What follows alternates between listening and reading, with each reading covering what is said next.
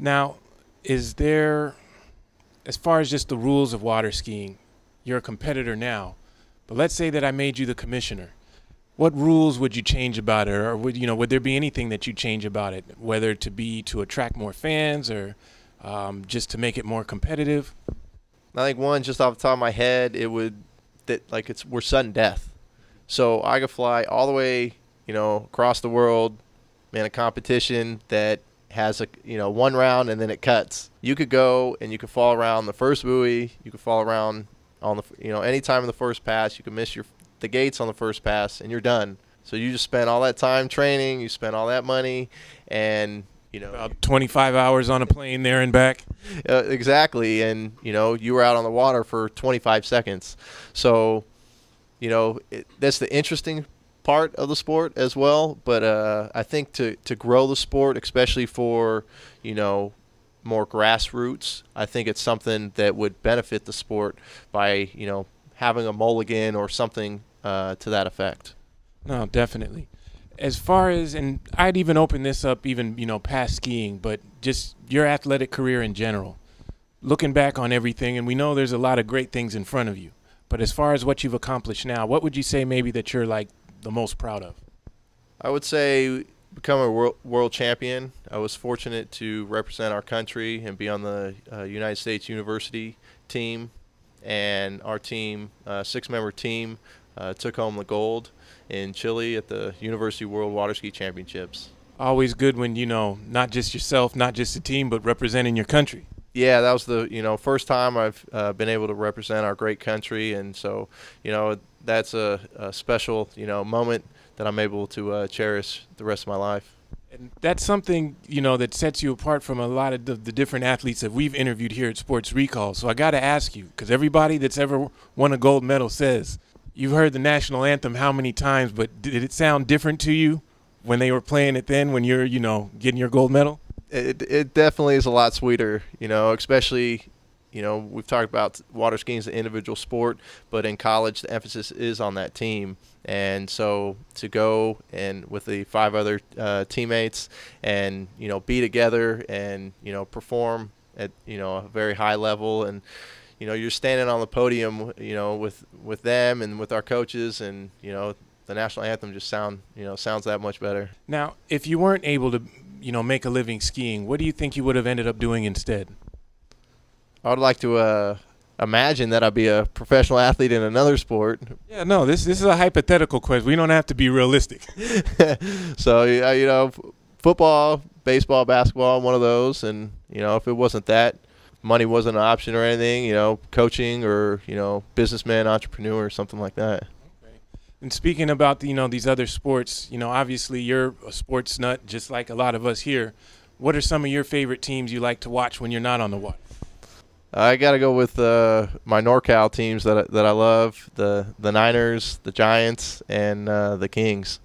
And then also I like watching the UFC as well. Okay. Any favorite fighters or specific weight class you go for as far as UFC is concerned? John Jones fan, and then just the entertainer that the gentleman is, that Conor McGregor, the guy from Ireland that's coming out. I saw him fight for the first time a couple weeks ago, and I was blown away. So pretty impressed with him as well. Got it. Yeah. And talk about John Jones, another guy with kind of the tall, lanky frame, out there finding out a way to get it done. That's right. I think that we need to get some of that family genetics with what all those Jones kids are doing. What's something a lot of people maybe don't know about you? They know you're a world-class skier. They know about you being from NorCal, other things, but what are some things that maybe don't pop up right away in the bio? I'd say most people probably wouldn't know that I'm a business owner. I own an event planning company. So would you say business is something else you're passionate about? I mean, just outside of the world of sports? Yes. I guess maybe I shouldn't say outside the world of sports. We all know sports is a business. But is that something you think you might into getting into, maybe a little bit more involved whenever you decide to stop skiing competitively? I think so. I'm someone that always got to be doing things. So, I can't just sit and do nothing. So definitely have interest in the business world. Now, before you get out on the water, is there any game day rituals, superstitions? Is there a good luck charm you have or anything like that? You know, I do the same warm-up routine every time, and then, you know, I hold the handle the same way. You know, I think mainly because, you know, my grip kind of is indented, and so I want to make sure it's that same feel each time. So other than those two, I don't think there's anything real superstitious that I do. Got it, got it. And then as far as on the water, you have your sponsors. Is there anybody that you work with, kind of whether it be a charity, a foundation, any kind of just volunteer stuff that you do, you know, when you're not on the water? Yeah, you know, over the years, been real involved with my community, with some of the nonprofits, the Elk Grove Food Bank, the Elk Grove Police Activities League, and currently, you know, working with the True Grit Sports Academy. I've started a water ski program with them, and then nonprofit that I've worked with the most, or for the longest time, has been the Water Skiers with Disabilities.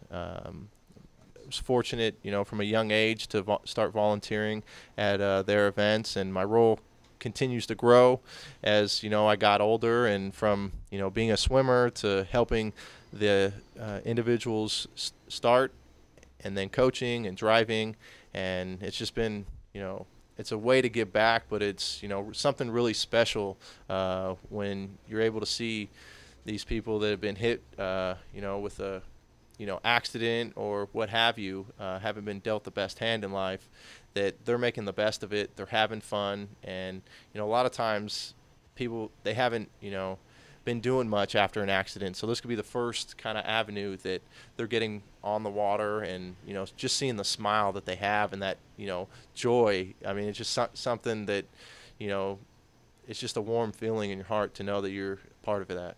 Maybe they didn't know about Brian Detrick being the guy to help them get there, but I'm sure, you know, you've been able to help a lot of them find out about that. It's a wonderful thing. All right, Sports Recall, we're here just finishing up with Brian Detrick.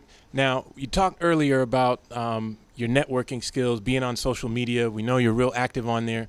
Do you have any one social media platform that you like over the other, or is it kind of just the same for you?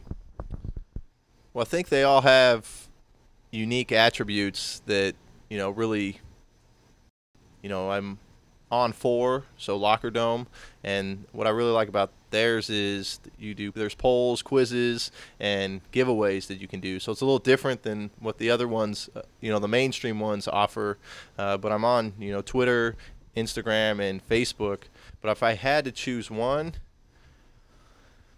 whew. Maybe not you. Maybe if your fans had to choose one, because that's why you're on there. You know, maybe where do you find them reaching out to you most across? I would probably say I get the most fan interaction with Facebook. You know, and, you know, I like interacting with the fans and, you know, the followers, and, you know, hear what, you know, they have to say, and, you know, they've got questions, and, you know, I like to be interactive with them, and I think Facebook, you know, just with my experience, that's, you know, I get the most interaction through them.